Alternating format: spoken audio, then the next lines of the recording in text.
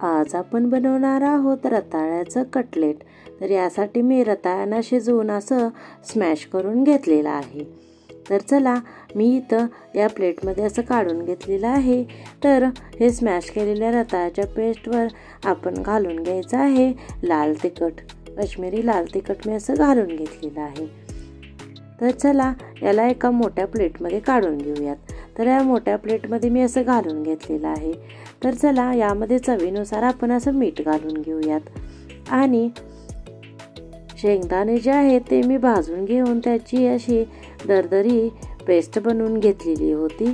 तर हे शेंगाचं कूटसुद्धा आपण यावर असं घालून घेऊयात. तर चला, याला असं चांगलं मिक्स करून घेऊयात. तर तुम्ही उपवासाला सुद्धा ही रेसिपी बनवू शकता.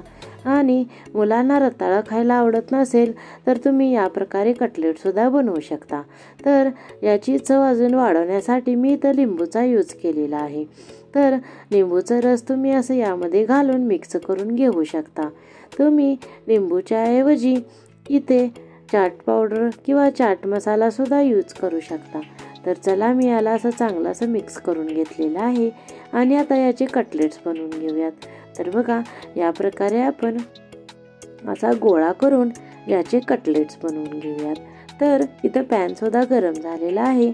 यामध्ये थोडं आपण असं तेल घालून घेऊयात आणि आपल्याला हे कटलेट्स शॅलो फ्राय करायचे आहेत.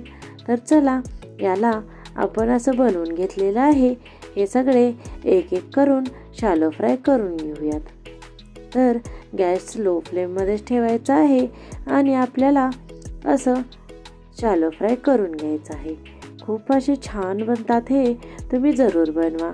आणि रताळ्याऐवजी तुम्ही बटाट्याचं सुद्धा असं कटलेट बनवू शकता. रताळ्याच्या ऐवजी बटाटे असं शिजवून घ्या, स्मॅश करा आणि बाकीचे इन्ग्रेडियंट ॲड करून घ्या. म्हणजेच सेम असे कटलेट्स बनतात. तर अजून तुम्ही पल्लवी लाईफस्टाईल मराठी चॅनलला सबस्क्राईब केलं नसेल तर प्लीज लवकर सबस्क्राईब करा आणि बेल बटन दाबायला विसरू नका. म्हणजेच अशीच नवनवीन रेसिपी तुम्हाला मिळत राहील. तर बघा, एक साईडला कटलेट असे छान शॅलो फ्राय झालेले आहेत. पलटून याला थोडंसं अजून थोडं तेल घालून असं दुसऱ्या साईडनं पण आपण छान असं भाजून घेऊयात. तर तुम्हाला ही रेसिपी कशी वाटली मला जरूर कळवा. लाईक, शेअर, सबस्क्राईब करायला विसरू नका आणि बेल आयकॉन दाबायलाही विसरू नका. तर चला, या प्रकारे दोन्ही साईडला पण आपण असं छानपैकी यांना शॅलो फ्राय करून घेतलेलं आहे. असं थोडंसं खरपूस होईपर्यंत आपल्याला यांना असं शॅलो फ्राय करून घ्यायचं आहे. तर चला, यांना फटाफट आपण गरमागरम प्लेटमध्ये सर्व करूयात.